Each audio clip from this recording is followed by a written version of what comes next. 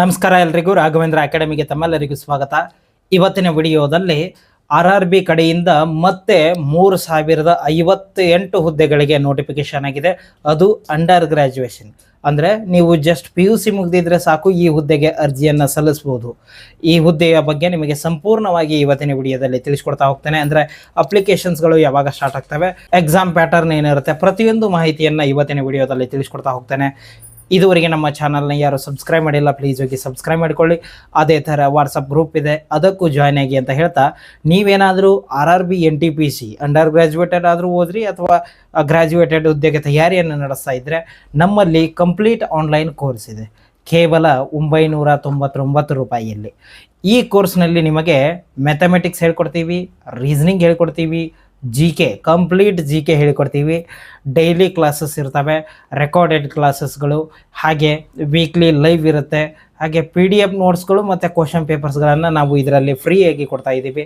ಈ ಕೋರ್ಸ್ ಏನಾದರೂ ಬೇಕಾದರೆ ಪ್ಲೇಸ್ಟೋರ್ನಲ್ಲಿ ರಾಘವೇಂದ್ರ ಅಕಾಡೆಮಿ ಅಂತ ಆ್ಯಪ್ ಇದೆ, ಅದನ್ನಾದರೂ ಡೌನ್ಲೋಡ್ ಮಾಡ್ಕೊಳ್ಳಿ, ಅಥವಾ ಇಲ್ಲಿ ವಾಟ್ಸಪ್ ನಂಬರ್ ಕಾಣ್ತಾ ಇದೆ ನೋಡಿ, ಈ ವಾಟ್ಸಪ್ ನಂಬರ್ಗಾದರೂ ಮೆಸೇಜ್ ಮಾಡಿ ಅಂತ ಹೇಳ್ತಾ ಬನ್ನಿ ಇವತ್ತಿನ ವಿಡಿಯೋನ ಶುರು ಮಾಡೋಣ. ವಿಡಿಯೋ ಶುರು ಮಾಡೋಕ್ಕಿಂತ ಮುಂಚೆ ನೀವೇನಾದರೂ RRB NTPC ಹುದ್ದೆಗೆ ತಯಾರಿಯನ್ನು ನಡೆಸ್ತಾ ಇದ್ದರೆ ನಮ್ಮಲ್ಲಿ GK ನೋಟ್ಸ್ ಇದ್ದಾವೆ, PDF ನೋಟ್ಸು ಇದ್ದಾವೆ, ಪ್ರಿಂಟೆಡ್ ನೋಟ್ಸೂ ಇದ್ದಾವೆ. PDF ನೋಟ್ಸ್ಗಳು ಕೇವಲ ನಿಮಗೆ 100 ರೂಪಾಯಲ್ಲಿ ಇದ್ದಾವೆ. ಹಾಗೆ ಪ್ರಿಂಟೆಡ್ ನೋಟ್ಸ್ಗಳು ಈ ಎಲ್ಲ ಸಬ್ಜೆಕ್ಟ್ಗಳನ್ನು ಪ್ರಿಂಟ್ ಮಾಡಿ ನಿಮ್ಮ ಮನೆಗೆ ಕಳಿಸ್ಬೇಕು ಅಂದರೆ 450 ರೂಪಾಯಿ.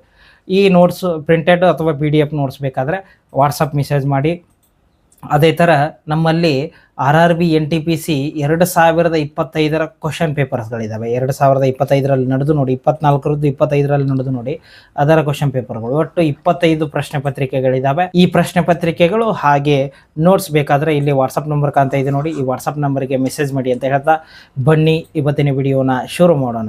ಮೊದಲನೆಯದಾಗಿ ಇಂಪಾರ್ಟೆಂಟ್ ಡೇಟ್ಸ್ ಅಂದರೆ ಯಾವಾಗಿಂದ ಅಪ್ಲಿಕೇಶನ್ಸ್ಗಳು ಸ್ಟಾರ್ಟ್ ಆಗ್ತವೆ ಅವುಗಳ ಬಗ್ಗೆ ನೋಡೋದಾದರೆ, ಮೊದಲನೆಯದಾಗಿ 27 ಅಕ್ಟೋಬರ್ಗೆ ಏನು RRB NTPC ಹುದ್ದೆಗೆ ಅಂಡರ್ ಗ್ರ್ಯಾಜುಯೇಟೆಡ್ ಹುದ್ದೆಗೆ ನೋಟಿಫಿಕೇಷನ್ನು ರಿಲೀಸ್ ಆಯಿತು, ಹೌದಾ? ನಂತರ ಆನ್ಲೈನ್ ಅಪ್ಲಿಕೇಶನ್ ಸ್ಟಾರ್ಟ್ ಯಾವಾಗ? ನಿನ್ನೆಯಿಂದಾನೇ ಸ್ಟಾರ್ಟ್ ಆಗಿದೆ. ಅಂದರೆ ಇವತ್ತು 29 ಅಂದರೆ 28 ಅಕ್ಟೋಬರ್ 28ರಿಂದ ಅಪ್ಲಿಕೇಶನ್ಸ್ಗಳು ಸ್ಟಾರ್ಟ್ ಆಗಿದ್ದಾವೆ. ನೀವು ಅರ್ಜಿಗಳನ್ನು ಸಲ್ಲಿಸ್ಬೋದು ಇವಾಗಿಂದ. ಲಾಸ್ಟ್ ಡೇಟ್ ಯಾವಾಗ ಅಂದರೆ 27 ನವೆಂಬರ್ 27 ಲಾಸ್ಟ್ ಡೇಟ್ ಇರುತ್ತೆ. ಅಪ್ಲಿಕೇಶನ್ ಹಾಕೋಕ್ಕೆ ಲಾಸ್ಟ್ ದಿನಾಂಕ ಯಾವುದು ಅಂದರೆ ನವೆಂಬರ್ 27. ಅಕ್ಟೋಬರ್ 28ರಿಂದ ನವೆಂಬರ್ 27ರವರೆಗೆ ಅಂದರೆ ಒಂದು ತಿಂಗಳು ನಿಮಗೆ ಅರ್ಜಿ ಸಲ್ಲಿಸಲು ಅವಕಾಶ ಇರುತ್ತೆ. ನೀವು ಅಪ್ಲಿಕೇಶನ್ ಹಾಕ್ಬೋದು, ಹೌದಾ? ನೀವೇನಾದರೂ ಲಾಸ್ಟ್ ಡೇ ಇದು ಪೇಮೆಂಟ್ ಮಾಡಬೇಕು ಅಂದರೆ, ಈ ಅರ್ಜಿ ಸಲ್ಲಿಸೋಕ್ಕೆ ಪೇಮೆಂಟ್ ಮಾಡಬೇಕಲ್ವ, ಅದಕ್ಕೆ ಇನ್ನೂ 2 ದಿನ ಎಕ್ಸ್ಟ್ರಾ ಕೊಟ್ಟಿದ್ದಾರೆ. ಅಂದರೆ ನವೆಂಬರ್ 29ರವರೆಗೂ ನೀವು ಅಪ್ಲಿಕೇಶನ್ ಫೀನ ನೀವು ತುಂಬೋದು. ಅಪ್ಲಿಕೇಶನ್ ಯಾವಾಗ ಹಾಕ್ತೀರಿ ನೋಡಿ ಅವತ್ತೇ ನೀವು ಅಪ್ಲಿಕೇಶನ್ ಫೀನ ತುಂಬಿಬಿಡ್ರಿ, ಅದು ಪ್ರಾಬ್ಲಮ್ ಇರಲ್ಲ. ಇನ್ನು ನೆಕ್ಸ್ಟು, ಇವಾಗ ಒಂದಿಷ್ಟು ಜನ ಏನು ಮಾಡ್ತಾರೆ, ಅಪ್ಲಿಕೇಶನ್ ಹಾಕುವಾಗ ಒಂದಿಷ್ಟು ಮಿಸ್ಟೇಕ್ ಮಾಡಿಬಿಡ್ತಾರೆ, ಹೌದಾ? ಆ ಮಿಸ್ಟೇಕ್ ಮಾಡಿರ್ತಾರೆ ನೋಡಿ, ಅದನ್ನು ಎಡಿಟ್ ಮಾಡ್ಕೊಳ್ಳೋಕ್ಕೆ ಮತ್ತೆ ಆಪ್ಷನ್ ಬರುತ್ತೆ. ಯಾವಾಗ? ನವೆಂಬರ್ 30ರಿಂದ ಡಿಸೆಂಬರ್ 9ರವರೆಗೆ ನಮಗೆ ಟೈಮ್ ಕೊಡ್ತಾರೆ. ಆ ಟೈಮ್ನಲ್ಲಿ ನಾವು ನಮ್ದು ಏನಾದರೂ ಅಪ್ಲಿಕೇಶನಲ್ಲಿ ಮಿಸ್ಟೇಕ್ ಆಗಿದ್ದರೆ ಅದನ್ನು ಎಡಿಟ್ ಮಾಡ್ಕೋಬೋದು. ಇಷ್ಟು ಮಾಹಿತಿ ಎಲ್ಲಿಂದ ಅಕ್ಟೋಬರ್ 28ರಿಂದ ನವೆಂಬರ್ 27ರವರೆಗೆ ನೀವು ಅಪ್ಲಿಕೇಶನ್ ಸಲ್ಲಿಸಲು ಅರ್ಜಿ ಹಾಕೋಕ್ಕೆ ಟೈಮ್ ಇದೆ. ಅಪ್ಲಿಕೇಶನ್ ಹಾಕಿ. ಇನ್ನು ನೆಕ್ಸ್ಟ್ ನೋಡೋದಾದರೆ ಎಜುಕೇಷನ್ ಕ್ವಾಲಿಫಿಕೇಷನ್. ನಾವು ಈ ಪೋಸ್ಟ್ಗೆ ಏನು RRB NTPC ಅಂಡರ್ ಗ್ರ್ಯಾಜುಯೇಟೆಡ್ ಹುದ್ದೆಗೆ ನಾವು ಅರ್ಜಿಯನ್ನು ಸಲ್ಲಿಸಬೇಕು ಅಂದರೆ ನಮ್ಗೆ ಜಸ್ಟ್ ಸೆಕೆಂಡ್ PUC ಆಗಿದ್ದರೆ ಸಾಕು, ನಾವು ಅರ್ಜಿಯನ್ನು ಸಲ್ಲಿಸ್ಬೋದು. ಸರ್ ನಮ್ಮ ಸೆಕೆಂಡ್ PUC ಆಗಿಲ್ಲ, ಡಿಪ್ಲೊಮಾ ಆಗಿದೆ ಅಂದ್ರೂ ಬರುತ್ತೆ, ಒಟ್ಟು ಸೆಕೆಂಡ್ PUC ಲೆವೆಲ್ ಇರಬೇಕು, ಅದು ಇಷ್ಟಾದರೆ ಸಾಕು. ಇನ್ನು ನೆಕ್ಸ್ಟು ಏಜ್ ರಿಲ್ಯಾಕ್ಸೇಷನ್. ಇವಾಗ ನಾವು ಅಂಡರ್ ಗ್ರ್ಯಾಜುಯೇಟೆಡ್ ಹುದ್ದೆಗೆ ಅರ್ಜಿಯನ್ನು ಸಲ್ಲಿಸಬೇಕು ಅಂದರೆ ನಮಗೆ ಮಿನಿಮಮ್ಮು 18 ವರ್ಷ ಏಜ್ ಆಗಿರಬೇಕು. 18 ವರ್ಷ ಆಗಿರಬೇಕು. ಮ್ಯಾಕ್ಸಿಮಮ್ ಅಂದರೆ 30 ವರ್ಷ, 18ರಿಂದ 30 ವರ್ಷ. ಸರ್ ನಾವು ಏನು SC ST ಕ್ಯಾಂಡಿಡೇಟ್ ಇದ್ದೀವಿ, ನಮಗೆ ಏಜ್ ರಿಲ್ಯಾಕ್ಸೇಷನ್ ಇಲ್ವಾ, ಅಥವಾ ನಾವು OBC ಇದ್ದೀವಿ ಅಂದರೆ ಅದಕ್ಕೂ ಸಹ ಏಜ್ ರಿಲ್ಯಾಕ್ಸೇಷನ್ ಇದೆ. ಎಷ್ಟು? SC ST ಕ್ಯಾಂಡಿಡೇಟ್ಸ್ಗಳಿಗೆ 5 ವರ್ಷ ಏಜ್ ರಿಲ್ಯಾಕ್ಸೇಷನ್ ಇದೆ. ಯಾವ ಥರ? ಇವಾಗ 30 ವರ್ಷ ಆಗಿದೆ ಅಂತ ಇಟ್ಕೊಳ್ಳಿ, ನಿಮಗೆ ಏನು ನೀವು SC ST ಕ್ಯಾಂಡಿಡೇಟ್ ಆಗಿದ್ದರೆ 35 ವರ್ಷದವರೆಗೂ ನೀವು ಅರ್ಜಿಯನ್ನು ಸಲ್ಲಿಸ್ಬೋದು. ಹಾಗೆ OBC ಕ್ಯಾಂಡಿಡೇಟ್ ಅವರಿಗೂ ಸಹ 3 ವರ್ಷ ಇದೆ, ಅಂದರೆ ನೀವು 33 ವರ್ಷದವರೆಗೂ ನೀವು ಅರ್ಜಿಯನ್ನು ಸಲ್ಲಿಸ್ಬೋದು. ಹಾಗೆ ಎಕ್ಸ್ ಸರ್ವಿಸ್ಮನ್ಗೆ 3 ವರ್ಷ, PWD ಕ್ಯಾಂಡಿಡೇಟ್ಗೆ 10 ವರ್ಷ, ಈ ಥರ ಇರುತ್ತೆ. ನೀವು ಜನರಲ್ ಆಗಿದ್ದರೆ 18ರಿಂದ 30 ವರ್ಷ. ಇನ್ನು ಉಳಿದ ಬೇರೆ ಕಾಸ್ಟ್ ಆಗಿದ್ದರೆ ನಿಮಗೆ ಇನ್ನೂ ಏಜ್ ರಿಲ್ಯಾಕ್ಸೇಷನ್ ಇದೆ. ನೀವು ಅಪ್ಲಿಕೇಶನ್ ಹಾಕ್ಬೋದು. ಇನ್ನು ನೆಕ್ಸ್ಟು ವೇಕೆನ್ಸಿ ಡೀಟೇಲ್ಸ್. ಇವಾಗ ಈ RRB NTPC ಅಂಡರ್ ಗ್ರ್ಯಾಜುಯೇಟೆಡ್ ಹುದ್ದೆಗೆ ಒಟ್ಟು ಎಷ್ಟು ಹುದ್ದೆಗಳಿಗೆ ನೋಟಿಫಿಕೇಷನ್ ಆಗಿದೆ ಅಂದರೆ 3058 ಹುದ್ದೆಗಳಿಗೆ ನೋಟಿಫಿಕೇಷನ್ ಆಗಿದೆ. ಅದರಲ್ಲಿ ಯಾವ್ಯಾವ ಪೋಸ್ಟು, ಒಂದು ಕಮರ್ಷಿಯಲ್ ಕಮ್ ಟಿಕೆಟ್ ಕ್ಲರ್ಕ್, ಇದು ಎಷ್ಟು 2424 ಹುದ್ದೆಗಳನ್ನು ಬಿಟ್ಟಿದ್ದಾರೆ. ಹಾಗೆ ಅಕೌಂಟ್ ಕ್ಲರ್ಕ್ ಕಮ್ ಟೈಪಿಸ್ಟ್ ಇದು 394, ಜೂನಿಯರ್ ಕ್ಲರ್ಕ್ ಕಮ್ ಟೈಪಿಸ್ಟ್ 163, ಹಾಗೆ ಟ್ರೈನ್ ಕ್ಲರ್ಕ್ 77, ಒಟ್ಟು 3058 ಹುದ್ದೆಗಳಿಗೆ ನೋಟಿಫಿಕೇಷನ್ ಆಗಿದೆ. ಈ 4 ಹುದ್ದೆಗಳಿಗೂ ನೀವು ಅರ್ಜಿಯನ್ನು ಸಲ್ಲಿಸಬಹುದು. ಹಾಗೆ ಒಂದಿಷ್ಟು ಜನ ಏನು ಕಮೆಂಟ್ ಮಾಡ್ತೀರಿ ಅಂದರೆ, ಸರ್ ನಮ್ಮ ಬೆಂಗಳೂರಿಗಷ್ಟೇ ಎಷ್ಟು ಅಪ್ಲಿಕೇಶನ್ಸ್ಗಳು ಬಂದಿದ್ದಾವೆ ಅದನ್ನು ಮಾತ್ರ ನಮಗೆ ಹೇಳಿ ಅಂತ ಒಂದಿಷ್ಟು ಜನ ಹೇಳಿರ್ತಾರೆ. ಹೀಗಾಗಿ ನಾನು ಎಲ್ಲ zone wise RRB NTPC under graduated ಎಲ್ಲ ಝೋನದ್ದು ಇದರಲ್ಲಿ ಮಾಹಿತಿ ತಂದಿದ್ದೀನಿ.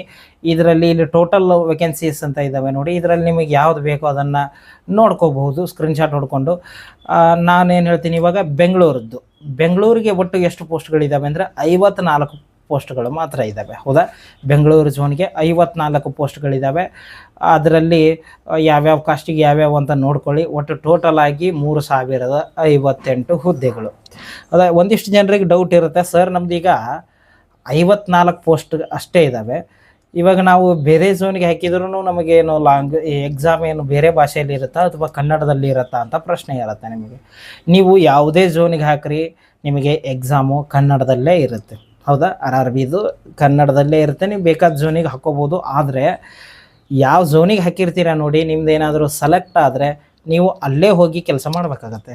ಎಕ್ಸಾಂಪಲ್, ಇವಾಗ ನಾವು ಮುಂಬೈಗೆ ಅಪ್ಲಿಕೇಶನ್ ಹಾಕಿದರೆ ನಮ್ಮ ಎಕ್ಸಾಮ್ ಕರ್ನಾಟಕದಲ್ಲೇ ಇರುತ್ತೆ, ಕನ್ನಡದಲ್ಲೇ ಎಕ್ಸಾಮ್ ಇರುತ್ತೆ. ಆದರೆ ನಾವು ಕೆಲಸ ಮಾಡೋದು ಎಲ್ಲಿ ಅಂದರೆ ಮುಂಬೈ ಝೋನಲ್ಲೇ ಮಾಡಬೇಕು ಕೆಲಸ. ಈ ಥರ ಇರುತ್ತೆ.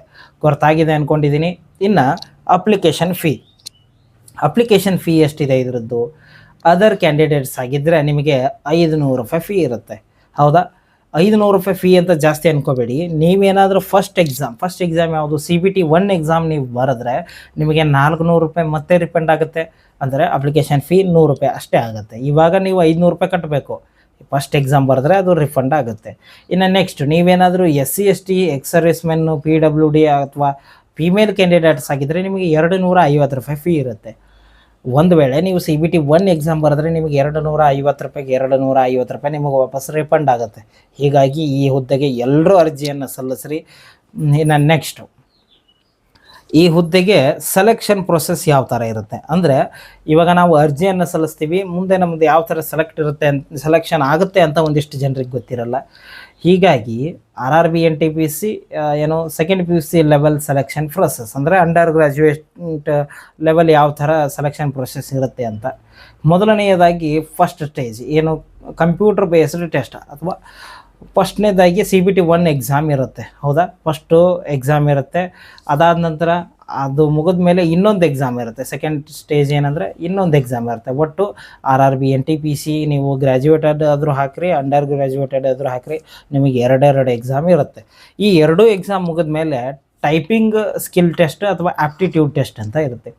ಇದು ಎಲ್ಲ ಹುದ್ದೆಗೂ ಅಪ್ಲಿಕೇಶನ್ ಹಾಕಿರ್ತಾರೆ ನೋಡ್ರಿ, ಎಲ್ರಿಗೂ ಇರಲ್ಲ. ಇದು ಒಂದಿಷ್ಟು ಸ್ಪೆಸಿಫಿಕ್ ಪೋಸ್ಟ್ ಅಂತ ಇದ್ದಾವೆ. ಅವು ಆ ಹುದ್ದೆಯನ್ನು ನೀವೇನಾದರೂ ಅಪ್ಲಿಕೇಶನ್ ಹಾಕುವಾಗ ಸೆಲೆಕ್ಟ್ ಮಾಡಿದ್ರಿ ಅಂದರೆ ಟೈಪಿಂಗ್ ಟೆಸ್ಟ್ ಇರುತ್ತೆ. ಇನ್ನು ನೆಕ್ಸ್ಟು ಡಾಕ್ಯುಮೆಂಟ್ಸ್ ವೆರಿಫಿಕೇಷನ್. ನೀವು 2 ಎಕ್ಸಾಮ್ ಬರೀತೀರಾ, ಪಾಸ್ ಆಗ್ತೀರಿ, ಪಾಸ್ ಆದಮೇಲೆ ಡಾಕ್ಯುಮೆಂಟ್ಸ್ ವೆರಿಫಿಕೇಷನ್ ಇರುತ್ತೆ. ಹಾಗೆ ಮೆಡಿಕಲ್ ಎಕ್ಸಾಮಿನೇಷನ್. ಇದು ಮೆಡಿಕಲ್ ಎಕ್ಸಾಮಿನೇಷನ್ ಎಲ್ಲರಿಗೂ ಇರಲ್ಲ, ಒಂದಿಷ್ಟು ಪೋಸ್ಟ್ಗಳಿದ್ದಾವೆ ಅದಕ್ಕೆ ಅಷ್ಟೇ ಇರುತ್ತೆ. ಹೀಗಾಗಿ ಎಲ್ರಿಗೂ ಇರಲ್ಲ ಇದು. ಇನ್ನು ನೆಕ್ಸ್ಟ್ ನೋಡೋದಾದರೆ ಅಂಡರ್ ಗ್ರ್ಯಾಜುಯೇಟೆಡ್ NTPC ಅಂಡರ್ ಗ್ರ್ಯಾಜುಯೇಟೆಡ್ದು ಎಕ್ಸಾಮ್ ಪ್ಯಾಟರ್ನ್ ಏನು ಮತ್ತು ಸಿಲೆಬಸ್ ಏನೇನಿರುತ್ತೆ ಅಂತ ನೋಡ್ತಾ ಹೋಗೋಣ. ಮೊದಲನೆಯದಾಗಿ ಒಟ್ಟು 2 ಎಕ್ಸಾಮ್ಗಳೇ ಇರ್ತವೆ RRB NTPC. ಒಂದು CBT 1 ಮತ್ತು ಒಂದು CBT 2 ಅಂತ. CBT 1 ಯಾವ ಥರ ಅಂದರೆ ಒಟ್ಟು 100 ಪ್ರಶ್ನೆಗಳಿರ್ತವೆ. ಅದರಲ್ಲಿ 100 ಪ್ರಶ್ನೆಗಳಿಗೆ ನಾವು ಆನ್ಸರ್ ಮಾಡಬೇಕು. General awareness, mathematics, general intelligence ಅಂದರೆ ರೀಸನಿಂಗ್ 3 ಸಬ್ಜೆಕ್ಟ್ಗಳು ಇರ್ತವೆ. ಒಂದು GK ಇರುತ್ತೆ, ಒಂದು ಮೆಥ್ಸು, ಒಂದು ರೀಸನಿಂಗ್. ಇಷ್ಟೇ ಇರೋದು. SSC ಥರ ಇದರಲ್ಲಿ ಇಂಗ್ಲೀಷ್ ಇರಲ್ಲ. ನಿಮಗೆ ಟೈಮ್ ಎಷ್ಟು ಅಂದರೆ 90 ನಿಮಿಷ ಟೈಮಿಂಗ್ ಇರುತ್ತೆ. ಇದರಲ್ಲಿ 90 ನಿಮಿಷದಲ್ಲಿ 100 ಮಾರ್ಕ್ಸ್ಗೆ ನೀವು ಎಕ್ಸಾಮ್ನ ಬರೀಬೇಕು. ಇದರಲ್ಲಿ ನೆಗೆಟಿವ್ ಮಾರ್ಕಿಂಗು ಸಹ ಇರುತ್ತೆ. ಎಷ್ಟು, ನಿಮ್ದು ಏನಾದರೂ 3 ಕ್ವಶನ್ ರಾಂಗ್ ಆದರೆ ನಿಮ್ಮದು 1 ಮಾರ್ಕ್ಸ್ ಕಟ್ ಆಗುತ್ತೆ. ಇಷ್ಟೇ. ಗೊತ್ತಾಗಿದೆ ಅಂದ್ಕೊಂಡಿದ್ದೀನಿ. ಇವಾಗ ಹೇಳಿದ್ನಲ್ವ ಏನೇನು ಕೇಳ್ತಾರೆ, ಜನರಲ್ ಅವೇರ್ನೆಸ್ಸು 40 ಕ್ವಶನ್ ಇರ್ತವೆ ನಿಮಗೆ, ಹಾಗೆ ಮೆಥಮೆಟಿಕ್ಸ್ 30 ಕ್ವಶನ್ನು, ರೀಸನಿಂಗ್ 30 ಕ್ವಶನ್, ಒಟ್ಟು 100 ಪ್ರಶ್ನೆ 100 ಮಾರ್ಕ್ಸ್, 90 ನಿಮಿಷದಲ್ಲಿ ಎಕ್ಸಾಮ್ ಬರೀಬೇಕು. ಇದು CBT 1 ಎಕ್ಸಾಮ್ ಪ್ಯಾಟರ್ನ್. CBT 2 ಯಾವ ಥರ ಇರುತ್ತೆ, CBT 2 ಎಲ್ಲ ಸೇಮೇ ಇರುತ್ತೆ, ಬಟ್ ಕ್ವಶನ್ ನಂಬರ್ಸ್ ಅಷ್ಟೇ ಜಾಸ್ತಿ. ಅಂದರೆ ಅದರಲ್ಲಿ 100 ಕ್ವಶನ್ಸ್ ಇದ್ದು ಇದರಲ್ಲಿ 120 ಕ್ವಶನ್ಸ್ ಇರುತ್ತೆ. ಸಿಲೆಬಸ್ ನೋಡೋದಾದರೆ same to same as CBT 1, ಅಂದರೆ ಮೆಥ್ಸು, ರೀಸನಿಂಗು, GK ಇಷ್ಟೇ ಇರುತ್ತೆ ಇದರಲ್ಲೂ. ಆದರೆ ಅದರಲ್ಲಿ 100 ಕ್ವಶನ್ನು, ಇದರಲ್ಲಿ 120 ಕ್ವಶನ್ನು. ಹೌದಾ, ಇದರಲ್ಲಿ ಟೈಮಿಂಗ್ ಜಾಸ್ತಿ ಇರುತ್ತೆ. ಅದರಲ್ಲಿ 90 ನಿಮಿಷ ಕೊಟ್ಟರೆ ಇದರಲ್ಲಿ 120 ನಿಮಿಷ ಟೈಮ್ ಕೊಡ್ತಾರೆ. ಅಂದರೆ 2 ತಾಸು ಟೈಮಿಂಗ್ ಇರುತ್ತೆ ನಿಮಗೆ ಎಕ್ಸಾಮ್ ಬರೆಯೋಕ್ಕೆ. ಜನರಲ್ ಅವೇರ್ನೆಸ್ಸು 40 ಕ್ವಶನ್ನು, ಇದು general awareness 50 question, mathematics 35, reasoning 35, ಒಟ್ಟು 120 ಕ್ವಶನ್ನು, 120 ಮಾರ್ಕ್ಸ್ಗೆ. ಇಷ್ಟು ನಿಮ್ಮದು ಪೇಪರ್ 1 ಮತ್ತು ಪೇಪರ್ 2 ಎಕ್ಸಾಮ್ ಪ್ಯಾಟರ್ನ್ ಇರುತ್ತೆ. ಸಿಲೆಬಸ್ ಬಗ್ಗೆ ನಾನು ಸಪ್ರೇಟ್ ವಿಡಿಯೋ ಮಾಡಿ ಹಾಕ್ತೀನಿ. ಅಂದರೆ ಮೆಥ್ಸ್ನಲ್ಲಿ ಏನೇನು ಕೇಳ್ತಾರೆ, ಏನೇನು ಓದ್ಕೋಬೇಕು, ಹಾಗೆ ರೀಸನಿಂಗು, ಹಾಗೆ ಯಾವುದು GK, ಈ 3 ಸಬ್ಜೆಕ್ಟ್ದು ಸಿಲೆಬಸ್ನ ನಾನು ಸಪ್ರೇಟಾಗಿ ವಿಡಿಯೋ ಮಾಡಿ ಹಾಕ್ತೀನಿ. ಈ ವಿಡಿಯೋದ ಬಗ್ಗೆ ನಿಮಗೆ ಏನೇ ಡೌಟ್ಸ್ ಇದ್ದರೂ ಸಹ ನನಗೆ ವಾಟ್ಸಪ್ಗೆ ಮೆಸೇಜ್ ಮಾಡಿ, ಹಾಗೆ ಕಮೆಂಟ್ ಮಾಡಿ ಅಂತ ಹೇಳ್ತಾ ಇವತ್ತಿನ ವಿಡಿಯೋನ ಮುಗಿಸ್ತಾ ಇದ್ದೀನಿ. ಧನ್ಯವಾದಗಳು.